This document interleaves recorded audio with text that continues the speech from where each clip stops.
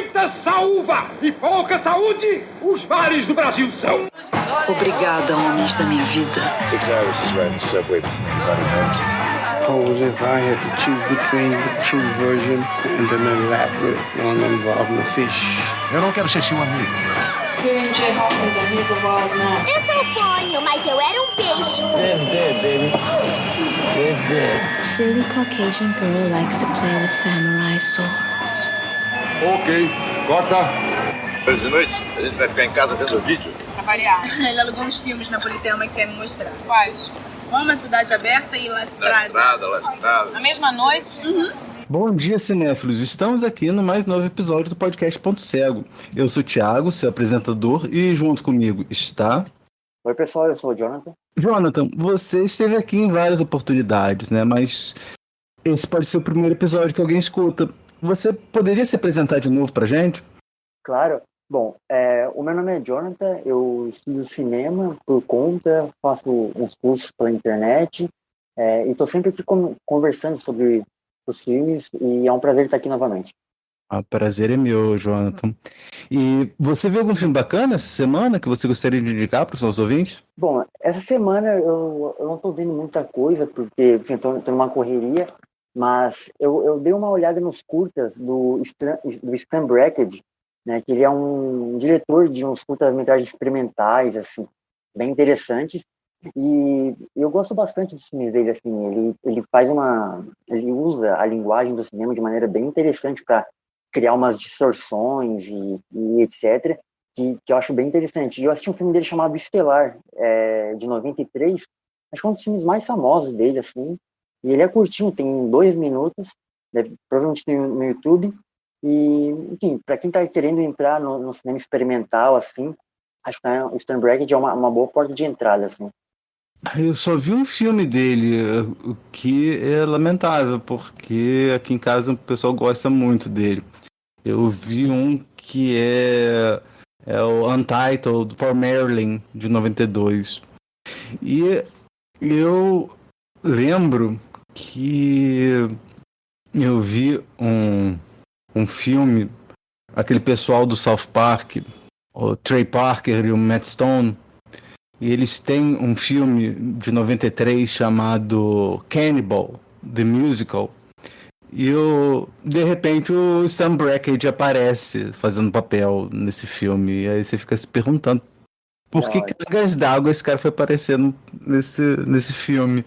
E aí, estudando, você vê que o Trey Parker e o Matt Stone foram alunos do Stan Brakhage na faculdade.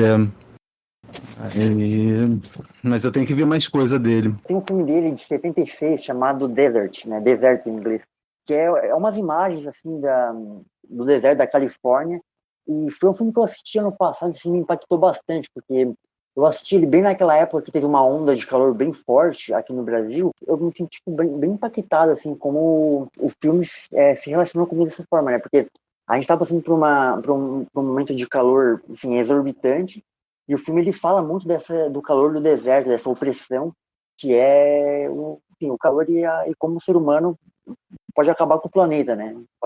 Toda a questão ambiental. Ele, outros diretores da vanguarda, né, o Jonas Mekas também, são diretores que eu quero conhecer mais a obra. Bem diferente da recomendação do Jonathan, eu vi um filme chamado Cinzas que Queimam, do Nicholas Ray, para me preparar, porque esse daí também figurava na lista dos filmes favoritos do meu pai, desse diretor. E a história é esse policial que é super violento, super macho, assim, super brigão, assim, sabe? Aquele troço de direitos humanos para humanos direitos. Sim. Ele é tão violento, mas tão violento que ele é mandado, né? O chefe de polícia manda ele para uma cidade ao norte ajudar a resolver um caso de uma moça que foi assassinada. E aí ele se junta a um personagem que eu acho que é o pai da garota, né, que é interpretado pelo Ward Bond, né, que aparece num dos filmes que a gente vai comentar. E né? E vai atrás do assassino. E aí eles acabam conhecendo uma parente do assassino, que é interpretado pela Ida Lupino. E, ao que parece, a Ida Lupino co-dirigiu esse filme. É muito legal, muito interessante. E eu recomendo. Em inglês é On Dangerous Ground. Bem, a gente está continuando esse mês em homenagem aos cineastas favoritos do meu pai. E hoje a gente vai falar sobre o Nicholas Ray, né? Mas antes a gente vai falar mais um pouquinho sobre meu pai. Bem, esse episódio é um episódio muito especial, porque vai ao ar, né? Se você está escutando no dia que foi ao ar, ele foi ao ar no dia 15 de abril, né? Que é o aniversário dele. É engraçado que eu acho que foi em 2020 ou 2021 que ele se cansou daquele troço do Facebook de avisar quem tá fazendo aniversário. E aí ele resolveu mudar a data dele, do aniversário dele. Eu falei assim, pai, você pode tirar, sabe? Você tira. Não mostra pra ninguém. Aí ele falou assim, não, deixa eu fazer do meu jeito. Porque ele tinha muito disso, né? Deixa que eu faça do meu jeito. E aí ele mudou pra dia 1º de março, coisa parecida. E agora, todo 1º de março, o pessoal manda mensagem pra minha mãe, lembrando, né? Aí minha mãe fala assim, não, o aniversário dele é 15 de abril, sabe? E é curioso também a gente falar do Nicholas Ray, né, nesse episódio de aniversário, porque vocês lembram que eu falei no episódio, quando a gente foi falar do Darin, que não tinha muitos episódios em que a gente falasse de ator, né? Porque geralmente a gente fala sobre tema, a gente fala sobre movimento, a gente fala sobre subgênero, a gente fala sobre diretor, mas a gente nunca falou muito de ator, né? E aí eu falei assim, não, o do Darin acho que é o primeiro. Mas não, como é que eu fui esquecer?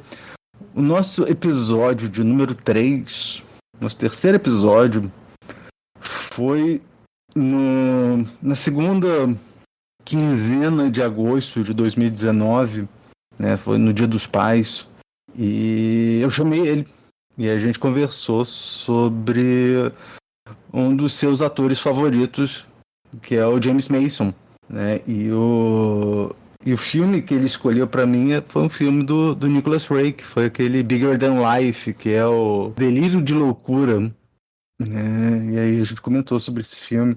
Você chegou a ver esse filme? Não vi ainda. Eu gostei bastante e recomendo, assim, você ver o filme, depois se você quiser você escuta, né? Infelizmente, né, meu pai não participou muito do podcast, pelo menos assim, como co-apresentador, né? Muitas vezes ele dava dica, muitas vezes ele comentava os posts que eu fazia lá no Facebook, né, dando a opinião dele sobre os episódios e tal. Ele só participou desse e de um episódio que eu fiz junto com o Joel Pizzini, que é um diretor que muito graciosamente ele cedeu uma boa parte do tempo dele para fazer o episódio. Foi um episódio enorme, foram acho que umas 5 horas de episódio, né? E aí ele pôde falar sobre a obra dele, e meu pai participou desse episódio e desse episódio que a gente fez no Dia dos Pais. E é isso, né? Vamos falar um pouquinho do Nicholas Ray. Como é que se deu a sua aproximação com os filmes do Nicholas Ray? Qual foi o primeiro filme do Nicholas Ray que você assistiu e o que você achou dele? Bom, eu conheci o Nicholas Ray através dos cursos, né, que eu fiz sobre cinema. E acho que o primeiro filme que eu conheci dele, assim, que me recomendaram, foi o Juventude Transviada, né? Que acho que é o filme mais famoso dele, né? Com o James Dean. É com o James Dean, se não me engano. Eu não cheguei a ver esse filme ainda. E era um diretor que eu sempre quis muito assistir, porque ele é um diretor com uma carreira relativamente curta, né? Ele não tem tantos filmes assim, então era um diretor que eu queria pegar e maratonar ele tudo de uma vez, assim. E eu cheguei a baixar o primeiro filme que eu baixei dele para assistir, é um filme que a gente vai comentar hoje, né, O Silêncio da Noite. Porém, na época eu comecei a assistir, mas eu não cheguei a terminar ele, assim. Eu assisti o começo dele ali e pensei, não, eu quero assistir ele desde o primeiro, né? Desde o primeiro filme. Que inclusive é o They Live by Night, se eu não me engano. Sim. Só que eu acabei nunca começando essa maratona. Depois, né, estudando mais sobre cinema e vendo outros diretores e outros filmes, eu fui apresentado a Johnny Guitar e era um western que eu queria muito assistir assim. Só que eu sempre, sabe aquele tipo de experiência que você quer, tipo, eu não tô pronto no momento para assistir o filme, ou você espera o momento certo para consumir tal obra. Eu tinha isso com o Johnny Guitar, né? Na minha cabeça eu tinha que ter mais bagagem com western para poder assistir o filme e tudo mais. E eu acabava adiando o filme, né? Hoje em dia eu não concordo tanto com essa ideia. Eu acho que um filme ser bom, ele é bom independente se você tem ou não uma bagagem com determinados gêneros. É claro que a sua experiência com outros filmes vai ajudar na sua experiência com o filme, mas no final o filme ele sempre funciona por si só, né? E então eu acabei hoje assistindo aos meus 2 primeiros filmes do Nicolas Ray, que é os filmes que a gente vai comentar aqui hoje, e o primeiro filme que eu assisti dele foi Johnny Guitar, né? E essa foi a minha experiência com o Ray, assim. Era um diretor muito místico para mim, assim. Eu sempre ouvi falar muito bem dele, críticos que eu gosto e pessoas que eu acompanho na internet sempre falam muito bem do Nicolas Ray. Enfim, tive meu primeiro contato com ele e foi super positivo, assim. Eu lembro que muito tempo atrás, assim, eu vi um filme chamado Jornada Tétrica. Em inglês é Wind Across the Everglades, que é com o Christopher Plummer. E a coisa que eu lembro desse filme é alguém vira pro Christopher Plummer e chama ele de meu jovem. Eu falei assim, cara, é o único filme que na carreira do Christopher Plummer que alguém chama ele de jovem, né? Porque a gente geralmente tem aquela ideia do Christopher Plummer fazendo o papel de um senhor mais velho, né? Aí eu vi o Juventude Transviada também. E quando eu tava na minha fase de ver bastante filme no ar, eu vi um dos filmes que a gente vai conversar, mas eu vi também o They Live by Night, né? O Amarga Esperança, e vi o Knock on Any Door, que se chama O Crime Não Compensa. Eu preciso voltar a ver mais filme no ar. Eu tenho expectativa de que se eu conseguir ter ânimo para continuar o podcast até novembro, a gente faça um mês dedicado a filme no ar. E aí, quando, por causa do podcast, eu fui ver o Delírio de Loucura, né? O Bigger Than Life. Sobre o cinema no ar, acho que também quando eu tava vendo bastante filmes no ar, assim, o Nicolas Ray é sempre um diretor que pipocava pra mim, assim, né? E realmente, ele tem uma... Tipo, No Silêncio da Noite, que a gente vai comentar hoje, que tem uma carga no ar bem forte, assim, né? Que é praticamente um dos filmes motores desse... Não é bem um gênero, mas desse como posso dizer... dessa estética no ar, toda que a pessoa pensa que é o noir, acho muito disso tá no Silêncio da Noite. Falou de crítica, eu lembrei, né, que o Nicolas Ray, assim como o Hitchcock, o John Huston, né, foram diretores que foram muito celebrados pelo pessoal da Novelle Vague, né? Certamente. Eles eram tidos como diretores comerciais, aí até o pessoal da Novelle Vague fala assim, não, olha, tem elementos nesses filmes, né, que permitem a gente chamar eles de autores, né? E o Nicolas Ray, você falou que ele tem poucos filmes, ele tem acho que são 26 filmes, eu acho, né? Mas o mais interessante é que ele começou velho, né? Ele começou com 30... Velho, né? Ele começou... Muito mais novo que eu, mas ele começou com 39 anos, né? Ele não é um caso de ator do cinema mudo que vira diretor, né? Não tinha uma experiência de ator para vir diretor, ou então ele não é um dos caras que veio da Alemanha para os Estados Unidos, né? Como o Lang. Ele é um diretor que começou tarde mesmo, né? Tipo, grande parte dos filmes dele são pós-anos 50, né? Que, enquanto outros grandes diretores, assim, mais ou menos ali no mesmo estilo do Ray, assim, já faziam filmes pré-anos 50, né? Tipo, o Samuel Fuller, o Fritz Lang e etc. Né?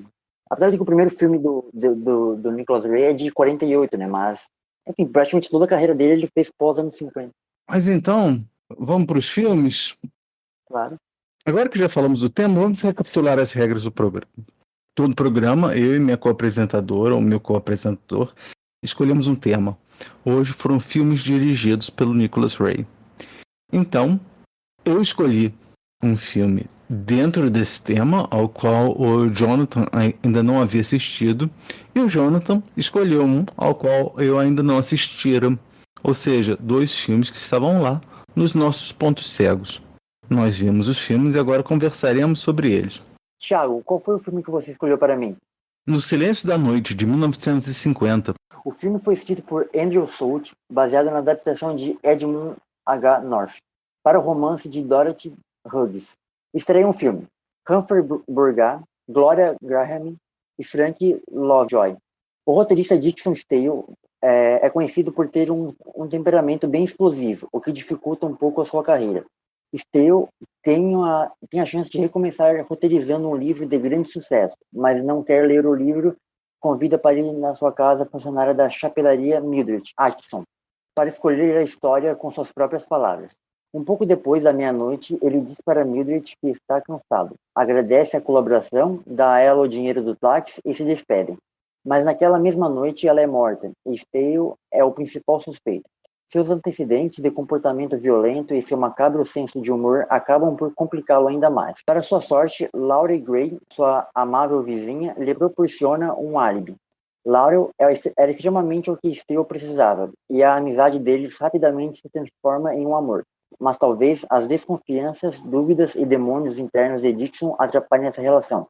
Essa sinopse vem do site Adoro Cinema. Bom, esse foi um dos primeiros filmes que eu conheci do Nicolas Ray, e era um filme que eu tinha bastante expectativa, assim. Muito por conta de ser um filme do Ray, por ser um noir, que eu estava muito interessado em noir na época, e também por conta do ator, né, que é o Humphrey Bogart, que é um diretor que eu gosto bastante. Então era um misto de coisas que me faziam ter uma expectativa para o filme bastante grande, assim. E o filme, ele foi tudo aquilo que eu esperava. Por eu ter visto bastante no ar, assim, alguns arquétipos do gênero, assim, eles meio que acabam meio que ficando, não óbvios, mas tipo, tu sabe mais ou menos para onde a história vai caminhar. É interessante ver como o Nicolas Ray vai direcionar a história para aqueles acontecimentos, né? Tem um comentário do Sérgio Pendry sobre esse filme que, quando eu li, né, eu pensei a mesma coisa que eu pensei durante o filme, né? Que ele diz o seguinte: Nicolas Ray consegue nos manter 100% interessados em um protagonista asqueroso. Eu acho que isso resume bem o filme, assim. O personagem do Humphrey é detestável, assim. Tipo, ele acho que ele é um dos protagonistas mais antipáticos da história do cinema, assim. E é interessante como o Ray e o mérito também do próprio Bogart, né, ele consegue te manter 100% fisgado naquela história ali, porque o filme acontece a morte da jovem e o filme meio que vai te levar para um caminho de que o Bogart seria o culpado, né, por todo o histórico violento dele, ele batia na ex-esposa e tudo mais, né. E é interessante como o filme, né, como o diretor, ele vai manipulando, né, a gente, né, para ter certos pensamentos durante o filme, né.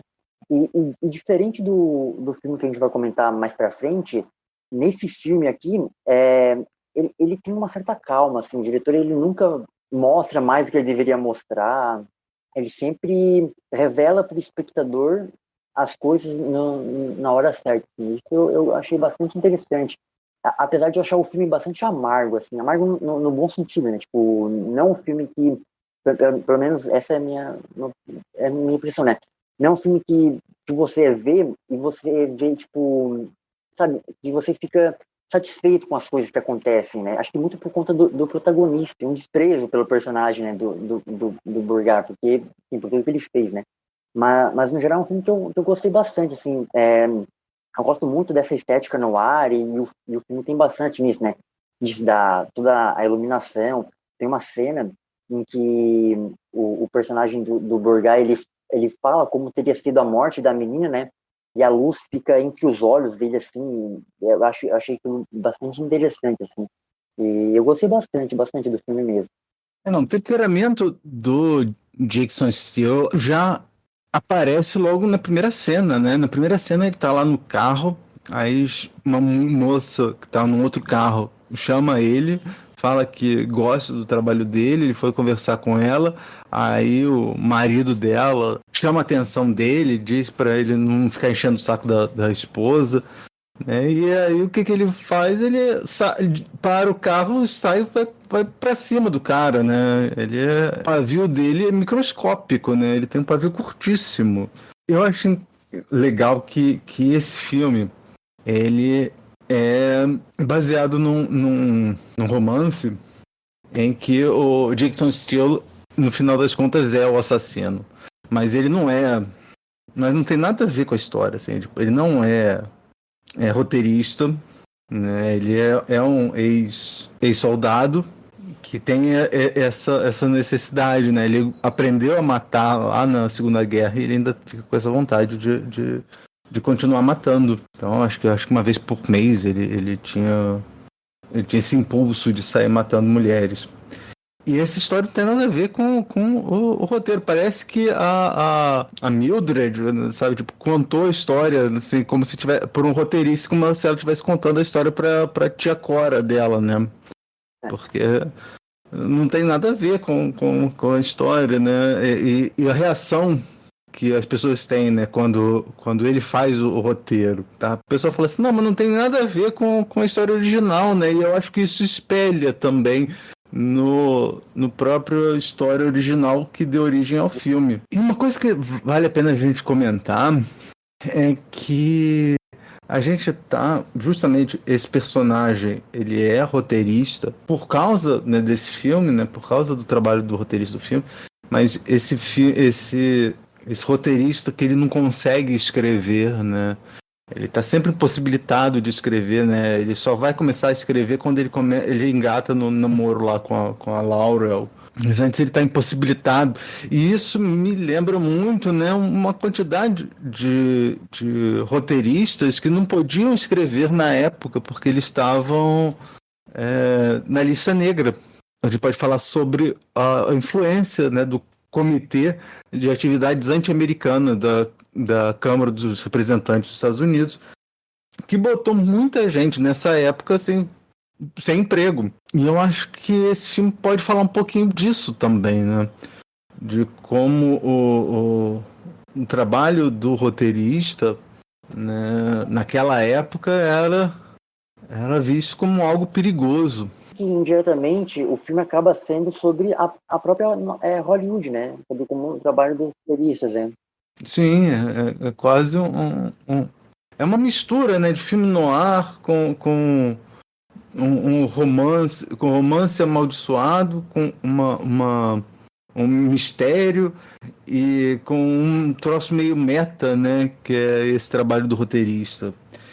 E uma coisa que eu li, que a Louise Brooks, né, eu nem sabia que eles se conheciam, mas a Louise Brooks escreveu um ensaio sobre o Bogart e ela diz que essa versão do Humphrey Bogart é a mais próxima da realidade, de sair batendo nas pessoas, ir para os bares, beber.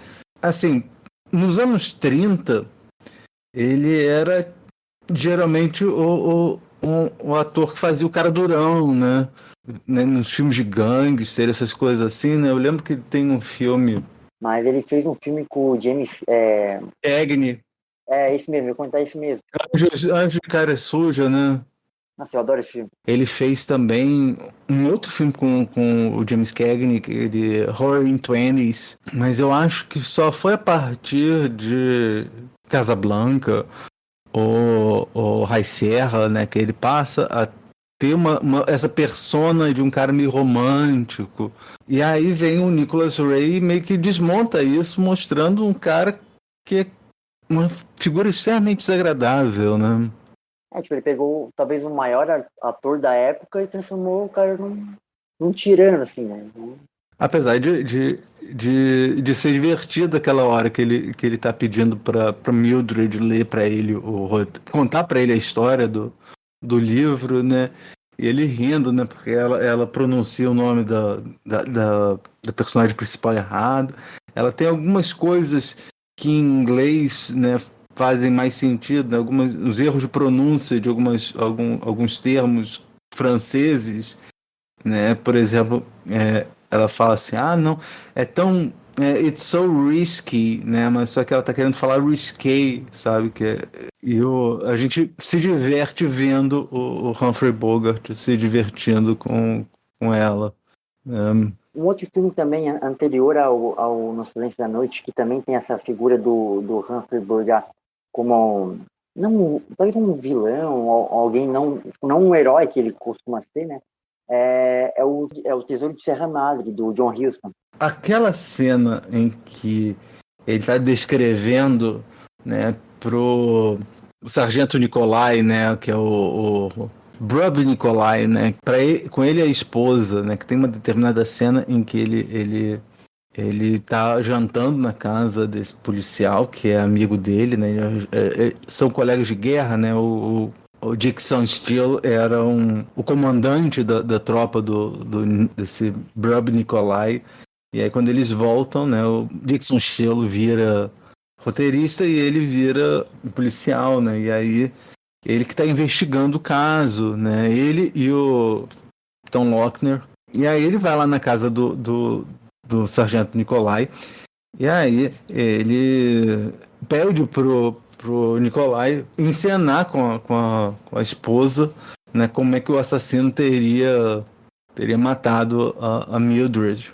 E aí, falando no Lochner, também, a gente falou de como ele era uma pessoa intragável, mas também eu acho que o ambiente todo meio que favoreceu a ele ficar desse jeito, né? Porque você tinha o Capitão Lochner, né, que em cima dele, né, dando quase certeza que ele era o assassino, enchendo a cabeça da personagem da Gloria Graham de caraminhola, assim como a Marta, né, a massagista, né, a massagista também ficava falando que ele não servia para ela, que ele era uma pessoa violenta, que ele bateu na esposa.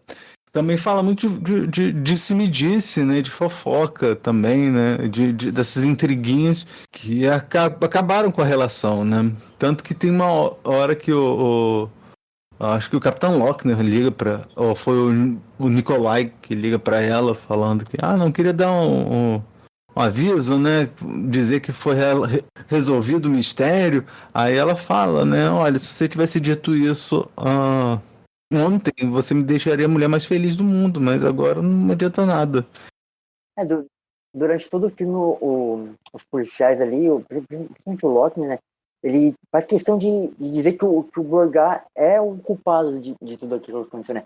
Tanto que ele contesta a personagem da Laura diversas vezes. Tipo, se ela tem certeza do que ela viu, se ele realmente é inocente.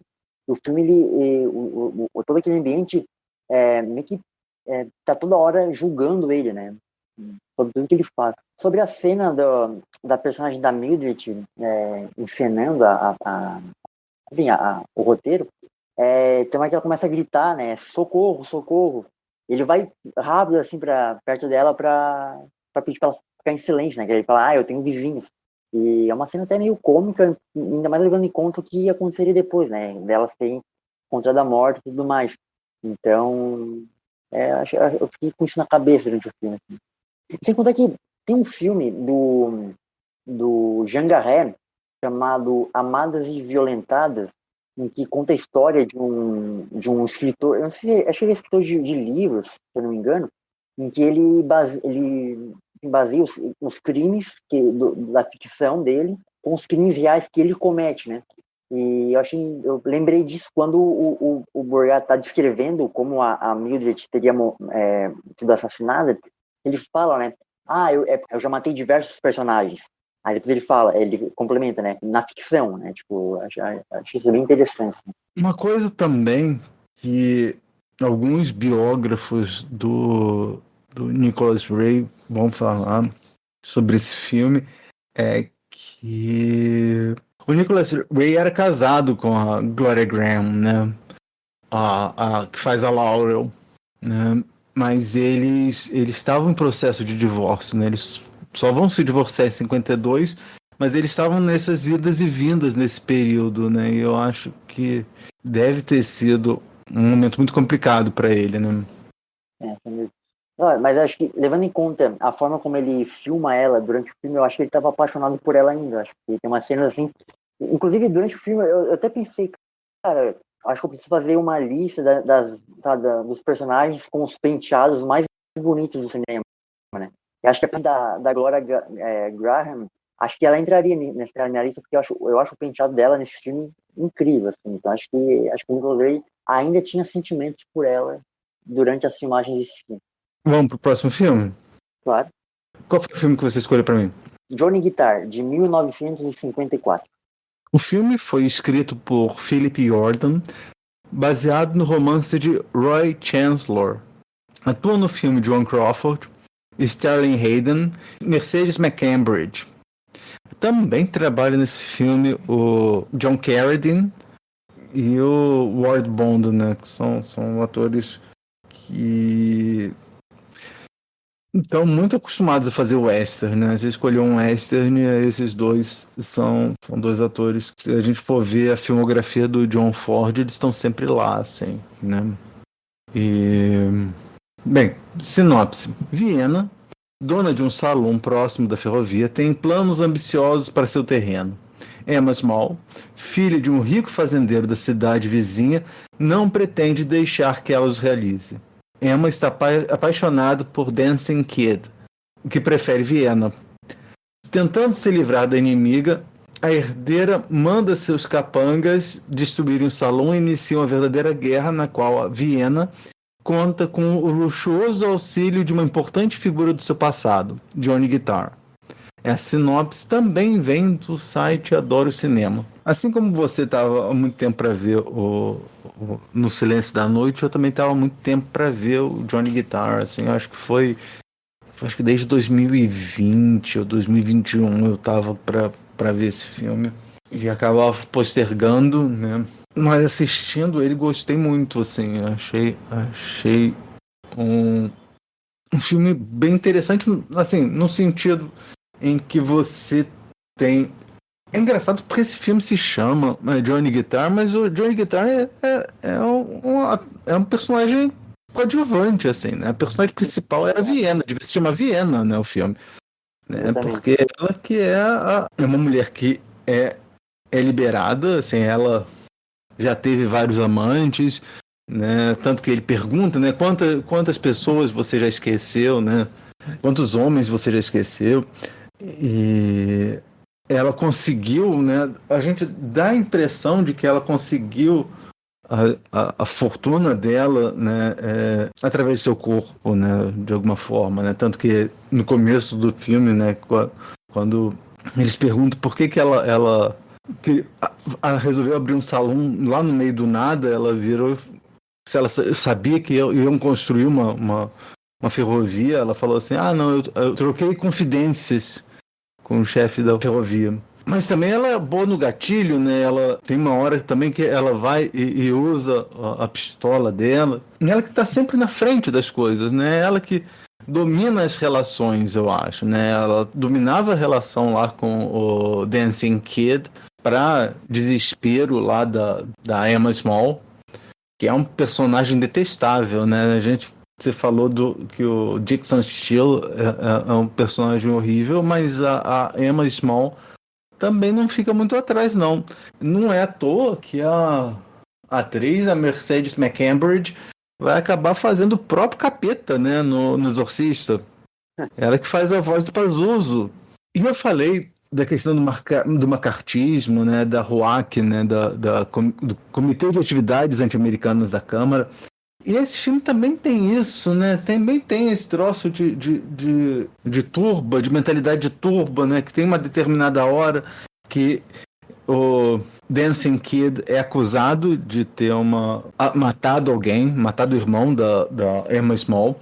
Aí ele diz que não foi ele, a pessoa não acredita, na verdade, né, tem por trás, né, um jogo de interesse, né?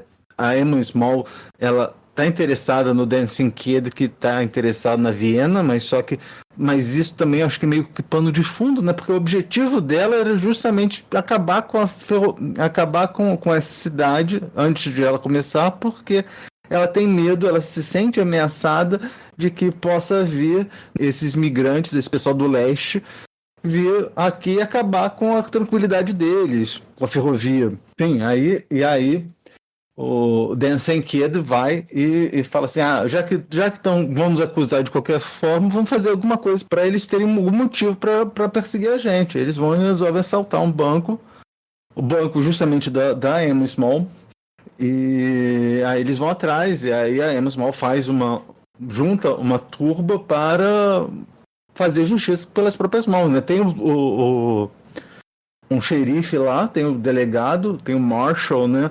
Mas o cara não faz nada, né? Ele fica pedindo conselho lá pro homem rico lá, que é o Ward Bond, né? E aí, de repente, tem uma determinada hora que eles fogem, né? A gangue do Dancing Kid foge, e aí o Turkey, né? Que era um garoto mais jovem, né? Cai do cavalo, e aí ele vai parar lá no salão da Viena. E aí, quando a turba descobre, né, fala que vai enforcar ele, mas se ele falar que a Viena estava por trás disso, eles iam deixar ele embora. Isso me lembra muito exatamente aquelas coisas lá do macartismo, né? Olha, fala que o fulano é comunista e que a gente não deixa de perseguir. E a gente vê como é que o que aconteceu, né? Que assim, ele mesmo falando que a Viena estava envolvido, que ela não estava, né? Ele acabou sendo enforcado de qualquer maneira, né? Eu acho que o Nicholas Ray, quando tá querendo falar um pouquinho disso, tá querendo condenar um pouco essa mentalidade de turbo, que o próprio Fritz Lang já tinha condenado, acho que 2 outras vezes, né? Tanto no M, Vampiro de Düsseldorf, quanto aquele Fury, que é o filme de 36 com o Spencer Tracy. Uma outra coisa também que eu adorei nesse filme, além, né, falando daquela questão de gênero que a gente falou que eu falei mais cedo, né, sobre a Viena, né, e a Emma Small, né? Então é um filme que você tem a protagonista, uma mulher forte, e a vilã, a antagonista também é uma outra mulher, né? E aí no final você tem um duelo entre as duas. Eu acho que foi na primeira vez na história de um western que você tem isso. Você conhece o western melhor do que eu, mas você consegue lembrar algum evento antes que você tenha 2 mulheres se enfrentando, assim, como protagonista e antagonista? Tem sim. Tem um filme do Alan Down, o nome do filme em português é A Renegada. Olha, é um filme de 53. É um ano antes. É, de um ano antes, sim, do Alan Dawn. Sim. Ah, não sabia, não. É interessante a gente ter esse conflito, né, feminino, porque o faroeste, ele tem uma visão muito masculina, né? Pegar, não só os mais famosos, mas 90% dos faroestes, eles são centrados na figura masculina, né? E conversando com algumas mulheres sobre, elas comentam que elas têm um certo distanciamento com o faroeste justamente por isso, né? Por conta porque são filmes com uma visão bastante masculina do acontecimento, né? E é interessante ter filmes como o Johnny Guitar, o A Renegada, que são filmes onde a figura feminina, elas são o motor do filme, né? Tem até outros filmes onde personagens femininas são o centro da história. Na verdade, boa parte dos westerns, se for ver, né, sempre tem uma personagem feminina que é o motivo pelo qual o personagem principal luta, ou que, enfim, faz o que tem que fazer, mas mas nesse filme sempre acaba tendo a visão do personagem masculino, né? Por exemplo, o meu filme favorito de western é o Paixão dos Fortes, do John Ford, e, enfim, tem uma figura feminina muito forte no filme, mas o personagem principal, é o personagem do Harry Fonda, sabe? E é interessante ter esses filmes onde tem uma visão diferente, assim, porque o filme poderia muito bem, sei lá, cair tipo, por exemplo, o Renegada, por exemplo, é um filme onde a personagem, eu não lembro agora o nome da atriz, mas ela, tipo, ela não é uma, tipo, a história dessa personagem feminina, que ela é oprimida. Não, ela é forte, ela, tipo, luta mesmo, sabe? No Johnny Guitar a gente também tem isso, né? A personagem da Joan Crawford, ela é o motor do filme, assim. Tanto que a primeira imagem que a gente tem dela é ela no alto da escadaria, tipo, ela tá acima de todos naquele bar ali, sabe? Então, Sim. eu acho que o filme ele reforça isso várias vezes, né? Como a personagem da Viena, ela é o centro do filme, né? A cena que você comentou, que o personagem quando o personagem do Turkey vai até o salão da Viena, e depois a Emma e todo o bando dela chega até o salão, tipo, a gente tem acho que talvez a cena mais linda do filme, que é a Viena tocando piano, né? E ela tá bem no centro, assim, para mostrar que ela é o motor do filme, ela é o que move aquele filme, né? Eu acho bem interessante isso. Essa cena que você falou é a única cena que ela tá de vestido, né? Porque geralmente ela tá de calça, com uma camiseta social e um lenço, né? Você vê que até mesmo quando em determinada hora, né, ela vai para o esconderijo do Dancing Kid, ela troca de roupa, pega as roupas do Turkey e continua nisso, né? A calça jeans, uma camisa social, um lenço, né? E se você vê a gangue do Dancing Kid, o Johnny Guitar, eles estão sempre com roupas muito coloridas, né? Em contraste com o pessoal da cidade, que a partir da metade do filme, né, que é quando eles vão para o enterro do irmão da Emma Small, eles estão todos de preto, né? Achei interessante esse contraste. A própria personagem, né, da Viena comenta isso, né? Que eles estão em vestes fúnebres, assim. E uma outra coisa também que eu gostei da escolha do diretor é a trilha sonora, né? A música, a canção desse filme, que aparece só no final, né? É cantado pela Peggy Lee, né? E toca justamente no final do filme. Eu gostei bastante da música. O Sterling Hayden tá ótimo nesse filme, né, como Johnny Guitar. Apesar de eu ter dito, né, que assim, o personagem principal desse filme é a Joan Crawford, é a Viena, né, mas ele tá muito bem nesse filme. E aquilo, né, ele é a gente acha que ele... Porque ele fala logo no começo, né, que ele não anda armado porque ele não é o gatilho mais rápido do Oeste, mas aí você vai ver ele quando ele precisou, ele mostrou que ele realmente tem uma pontaria boa. O filme não revela isso, mas parece que existe até uma mística por trás dele, né? Porque quando ele revela o nome verdadeiro dele pro pessoal lá do Dancing Kid, eles comentam, esse é tal, é o fulano, sabe? Então meio que existe essa aura, tipo, ele é uma pessoa conhecida na região, né? Então, talvez, né? Porque, inclusive, a própria Viena fala que ele tinha um vício em armas, essas coisas. Então, aparentemente, ele é, sim, o gatilho mais rápido do Oeste, ou então ele tem um conhecimento com armas bastante avançado, né? Tem uma outra cena logo no comecinho do filme, em um determinado momento, em que um dos funcionários da Viena, ele tá tendo uma tempestade de areia, e aí a Viena manda ele botar a lanterna lá. Ele fala, mas como? Mas por que ninguém vem? Ela fala assim, não, mas se vier, não vai achar. Como é que vai achar a gente sem a lanterna? E aí ele vira e ele olha pra câmera como se ele estivesse olhando pra gente, né? E fala assim, essa mulher pensa feito homem, né? Age feito homem. E perto dela, eu não sou o homem. Parece que ele tá falando com a gente, né? Mas na verdade ele tá falando com o próprio Johnny Guitar, né? O personagem do Johnny Guitar, e do outro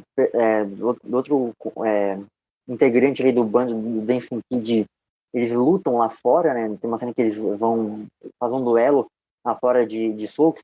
Eu tenho a impressão que existe até uma câmera na mão ali. Acredito que não seja câmera na mão, obviamente, mas a forma como ele filma a cena parece que, sabe, a câmera balança, assim, eu achei bem interessante, assim, porque eu realmente não esperava. Assim. Não, é o duelo junto com o Bart, né, que é o Ernest Borgnine, e ele meio que faz o Judas, né, da história, né, porque ele acaba vendendo os amigos lá para Emma Small. É engraçado que tanto ele quanto o Turkey, né, o Turkey nesse momento, né, entrega a Viena, né, e o Bart entrega o Dancing Kid. Inclusive, uma coisa interessante que eu notei, que quando o personagem do Dancing Kid é apresentado, eu imaginei que existiria uma certa rixa entre ele e o Johnny Guitar pela Viena, né? E que ele seria, ou entre aspas, o vilão do filme, alguma coisa assim. Mas, na verdade, não, ele é bem leal aos companheiros dele, né? Tanto que ele insiste em várias vezes em voltar para ajudar o Turkey, né? E ele é relutante até o final em ir atrás do Turkey, né? E no final, quando ele descobre que o Turkey estava vivo e foi parar no bar da Viena, ele lamenta e questiona o Bart, né? Sobre que eles deveriam ter voltado. Então, eu acho isso bem interessante, porque normalmente, nesses filmes onde tem na maioria dos westerns, né? Onde tem um personagem principal, e daí tem um outro personagem, uma mulher no meio, normalmente eles disputam essa mulher, né? Isso rola bastante nos filmes de faroeste. E aqui o Nicolas Ray vai para um caminho oposto, assim. O personagem do Dancing Kid, ele é bastante amigável, tanto que ele decide assaltar o banco para ter um motivo para ser enforcado, né? Então eu achei isso bem interessante, assim. Falou no Dancing Kid, tem um diálogo engraçado com ele e o Johnny Guitar, que ele fala com o Johnny Guitar que não, isso daí não é nome, mas assim, como se Dancing Kid também fosse, né? Exatamente.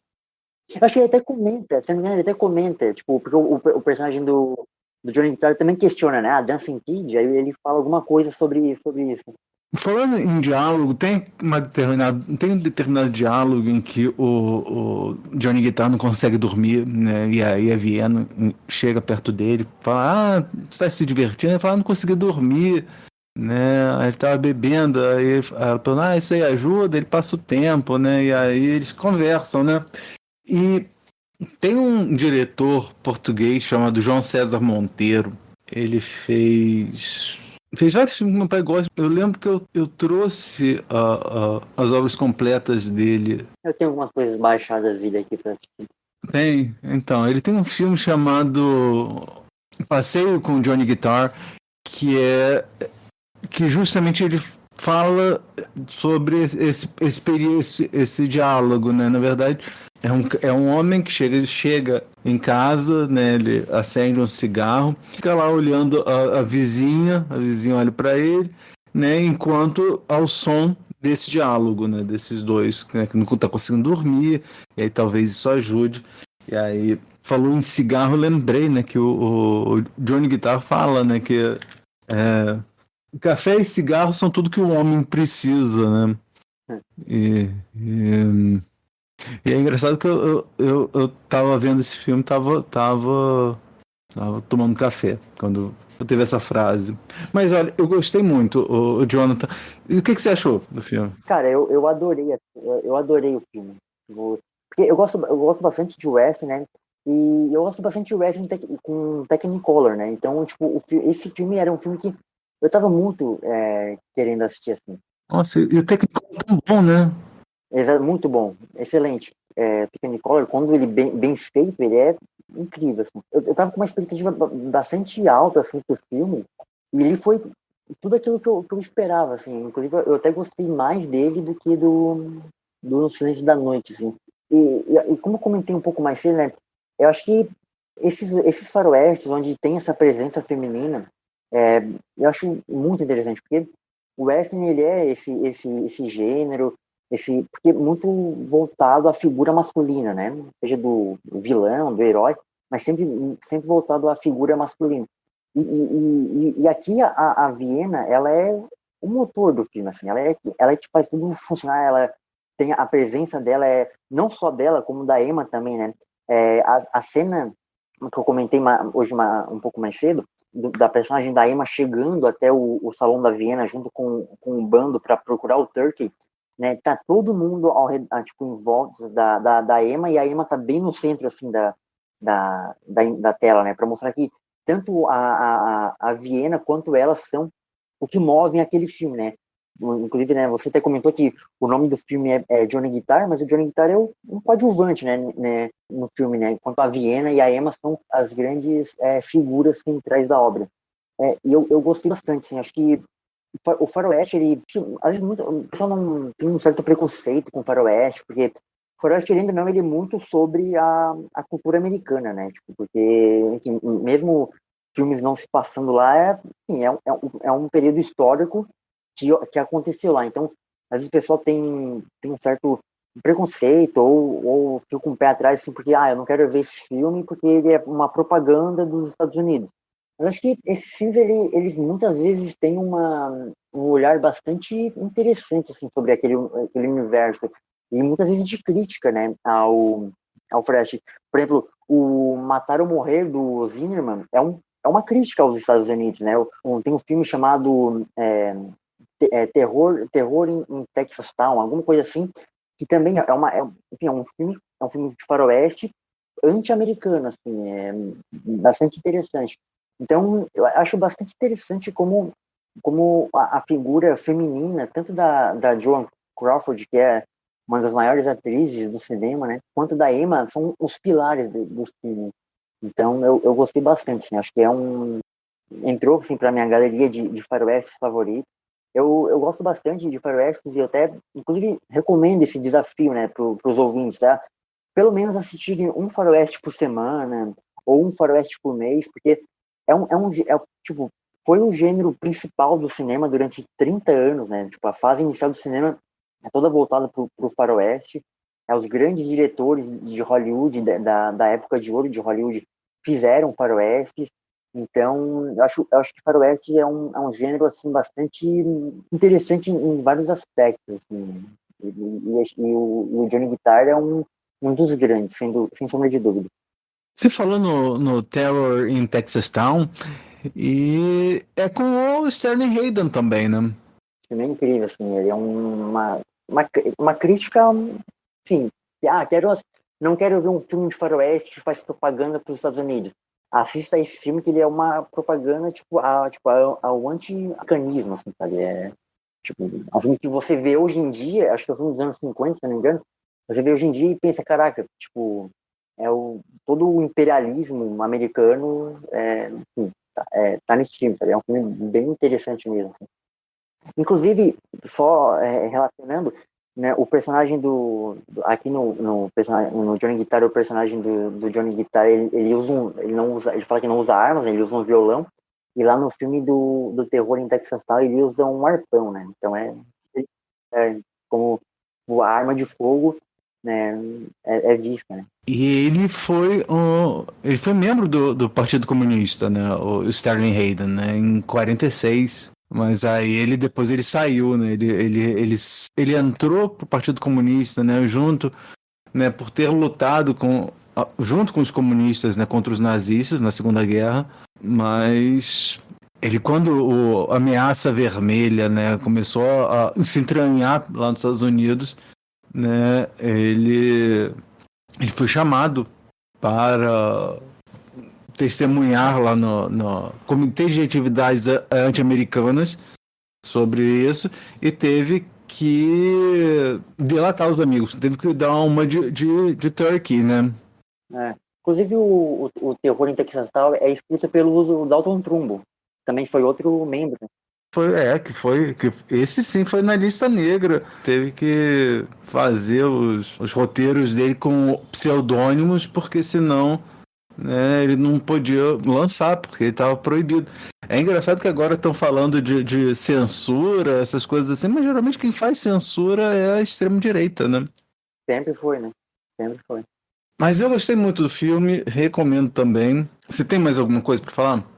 Não, acho que seria isso mesmo, estou satisfeito. Então, Vamos agora falar sobre streaming no quadro Tem na Netflix? Tem na Netflix? Tem no Netflix? Tem no Netflix? Tem na Netflix? Tem na Netflix? Tem na Netflix. Então, Jonathan, que filme você viu recentemente em alguma plataforma de streaming que você gostaria de recomendar pra gente? Bom, eu vou citar um filme que a gente comentou hoje um pouco aqui mais cedo, que é o Anjos de Cara Suja, né? O Anjos with Dark Face, que está disponível no Belas Artes à la carte, que é um streaming bem da hora, assim, tem bastante coisa interessante lá. E o filme conta a história, né, de dois amigos de infância, e, enfim, eles cresceram juntos e eles até faziam alguns crimes quando eles eram crianças e tudo mais. Inclusive, o filme, a infância deles se passam, né, nos anos 1910, anos 20 dos Estados Unidos, onde os Estados Unidos estavam passando por uma fase bastante turbulenta, assim, né, e eles cresceram nessa violência, né. Aí eles acabaram se separando, um virou um gangster, né, que é o personagem do James Cagney, e o outro virou um padre, né. Enfim, depois de adultos eles se encontram e o personagem do gangster vai criar situações na vida do padre e o padre vai criar situações na vida do gangster, né. E esse filme ele é dirigido pelo Michael Curtis, que fez o Casablanca, né. E é um dos grandes, tem o Bourdain, inclusive. Os dois filmes que a gente falou hoje, tanto o No Silêncio da Noite quanto o Johnny Guitar, estão disponíveis na Look. E você tem algum meio de contato, Jonathan? Bom, eu fico bastante no Twitter, né? Se existir ainda Twitter, né? Que tá nessa de vai se cair ou não. Enfim, mas eu tô lá no Twitter, é @hanekawaifu. Eu comento sobre os filmes que eu assisto. Atualmente eu tô jogando bastante videogame, então eu comento sobre algumas coisas que eu tô jogando lá também. E é isso, é onde eu tô mais ativo mesmo, assim. Tá jogando o quê? Bom, eu tenho infelizmente, eu tenho um vício em FIFA, né? É um jogo que eu, enfim, desprezo, mas eu, enfim, é um jogo que eu sempre estou dando dinheiro para a EA, então não recomendo, inclusive. Mas eu decidi rejogar a franquia Resident Evil, né? Que é uma das minhas franquias favoritas, assim. Inclusive quero reassistir aos filmes também. Então eu tô jogando os Resident Evil aí, eu rejoguei o 5 agora há pouco, tô rejogando o 6, enfim, vou rejogar eu gosto bastante, né? Até os ruins, enfim, eu não acho que existe coisa ruim que é boa, né? Acho que coisa que eu gosto é porque eu acho bom, né?